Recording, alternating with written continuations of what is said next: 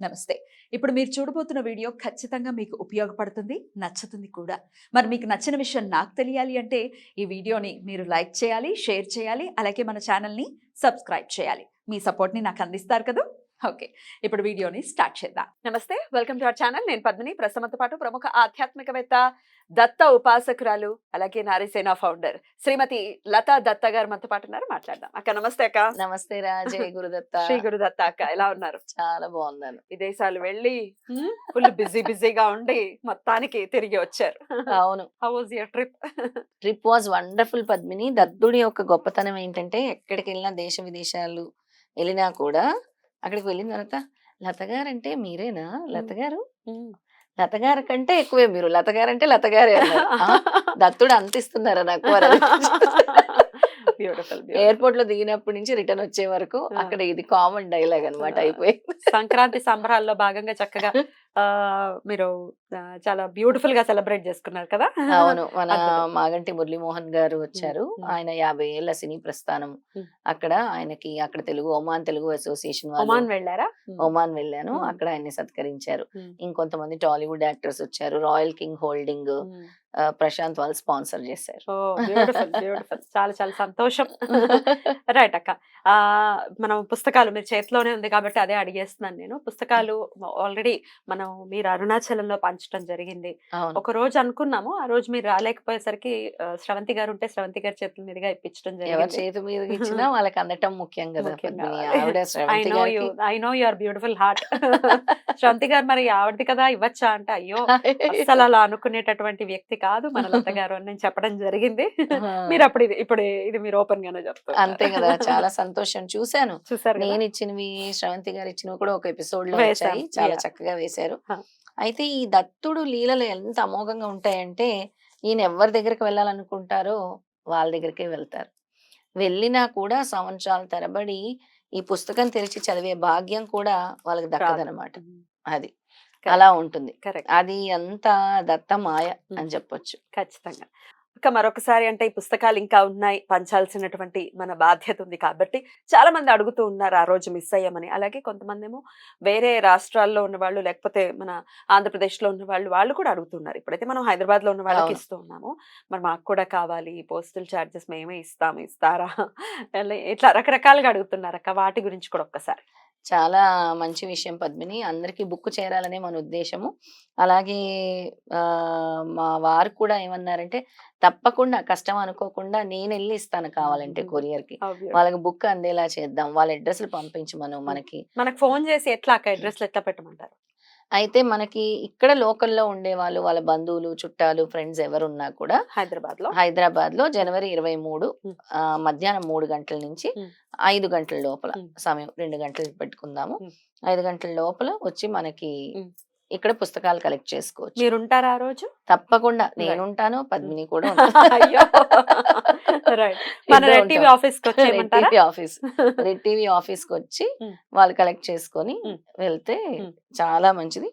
లేదు మేము రాలేము, మేము కలెక్ట్ చేసుకోలేము, మాకు వేరే ఊర్లకి పంపించండి అంటే క్లియర్ గా వాళ్ళ అడ్రస్ మనం ఏదైతే నెంబర్ స్క్రోల్ అవుతోందో నా నెంబర్ మీద దానికి SMS చేసి వాళ్ళ అడ్రస్ పూర్తి వివరాలు, పిన్ కోడ్ తో సహా, ఫోన్ నెంబర్ తో సహా, ఎవరికైతే ఈ బుక్ వెళ్ళాలనుకుంటున్నారో వాళ్ళ పేరు ముఖ్యంగా మెన్షన్ చేసి, వైఫ్ ఆఫ్ అని వాళ్ళ హస్బెండ్ పేరు అది మెన్షన్ చేసి, వాళ్ళ address east Godavari, west Godavari, లేదంటే బెంగళూరు, చెన్నై, ఎక్కడైనా సరే వాళ్ళ అడ్రస్ క్లియర్ గా మనకి మెన్షన్ చేసి ఇస్తే మనం పంపిస్తాం.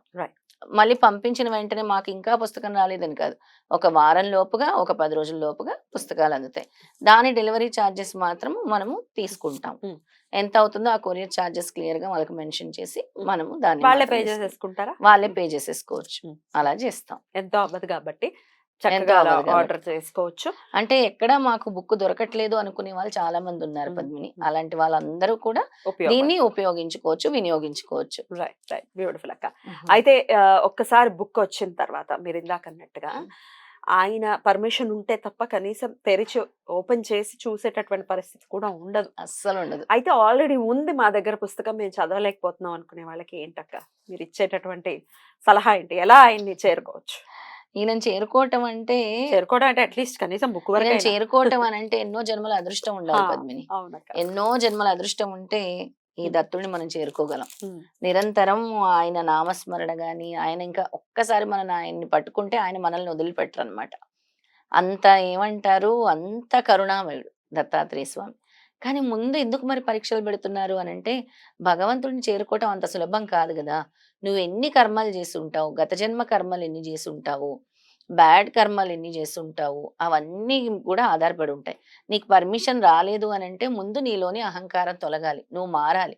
అంటే ఇప్పటి వరకు నేను జీవించే విధానం ఎలా ఉంది? నా జీవన విధానం నేను ఎలా మార్చుకోవాలి? నేను ఎవరినైనా హర్ట్ చేస్తున్నానా? నేను ఎవరినైనా మోసం చేస్తున్నానా?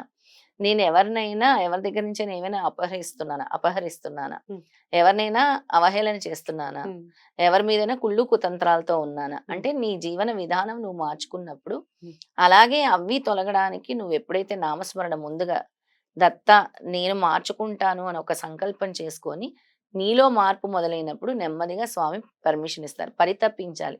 స్వామి నాకెందుకు ఇవ్వట్లేదు పర్మిషన్? నేనేం మారాలి? నేనేం కర్మ చేశాను? నాకు ఎప్పుడిస్తున్నావు తండ్రి అదృష్టం అని ఆయన నామస్మరణ చేస్తూ, నీలో కొన్ని మార్పులు చేసుకుంటే, ముందుగా అప్పుడు స్వామి పర్మిషన్ ఇస్తారు. చాలా మంది మొదలుపెట్టిన తర్వాత ఉమ్. ఆవలింతలొస్తాయి. అవునా? నిద్ర వచ్చేస్తుందా? చదవలేరు. ఉమ్, చాలా మందికి నిద్రొస్తూ ఉంటుంది. ఉమ్, చాలా మందికి అర్థం గాదు. ఉమ్, చాలా మందికి అడ్డొస్తుంది. ఉమ్. లేదంటే ఇంకేవో ఇతర కారణాలు, చాలా రకరకాల కారణాలుంటాయి. అందుకే మనం అఖండ సప్తాహ సామూహిక గురుచరిత్ర పారాయణాలు చేస్తున్నాం. అవును. మరి ఇలాంటి ఈరోజు వాళ్ళందరికీ గూడా దత్తాత్రేయ స్వామి పర్మిషన్ ఇవ్వాలని. డెఫినెట్లీ ఈ రోజు గురువారం, మరి ఈ రోజు ఎక్కడైనా అఖండ దీపం వెలిగించారా? మళ్ళీ దత్త సేవలో ఎప్పుడు నిమగ్నమయ్యే ఉన్నారు. మరి అవును. ఈ గురువారాన్ని, ఈ రోజు గురువారం అష్టమి తిథి కూడా ఉంది. అవును. ఎక్కడైనా జరిగిందా? జరిగింది పద్మిని. ఉమ్. స్వామి వదిలిపెట్టరు కదా మనని. ఆ. ఇక్కడే మన గోకుల్ ఫ్లాట్స్ అంటే ఆహా. మన ఈ ఇప్పుడు నెక్సెస్ మాల్ అంటున్నాం కదా, ఉమ్, ఫారం మాల్ ఉమ్, దగ్గరలో గోకుల్ ఫ్లాట్స్ అని ఉంటాయి. ఉమ్. ఆ గోకుల్ ఫ్లాట్స్ లో మనం అఖండ సప్తాహ సామూహిక గురుచరిత్ర పారాయణం మొదలు పెట్టాము అనుకున్నాం. తప్పకుండా ఇక తప్పకుండా. రంజిత వాళ్ళ ఇంట్లో మనం ఈరోజు జ్యోతి వెలిగించింది. తను మనతో పాటు గురుపురం పాదయాత్ర కూడా వచ్చింది ఆ అమ్మాయి. ఉమ్. అమ్మాయి వాళ్ళ ఇంట్లోనే జరుగుతోంది. అందరూ కూడా వచ్చి జ్యోతిని దర్శించుకోవచ్చు. రైట్. మళ్ళీ మనం చేసే హోమం మనం ప్రేక్షకులందరికీ మన రెడ్ టీవీలోనే చూపిద్దాం. మనం చూపించాలి. తప్పకుండా తప్పకుండా. చాలా బ్యూటిఫుల్ గా ఉందక్క. చాలా చాలా చక్కటి విషయాలు తెలియజేశారు. ఇక నెక్స్ట్ ఎపిసోడ్స్ లో ఇంకొన్ని విషయాలు మనం మాట్లాడుకుందాం. థ్యాంక్ యూ అక్క. నమస్తే. జయ గురుదత్త. శ్రీ గురుదత్త.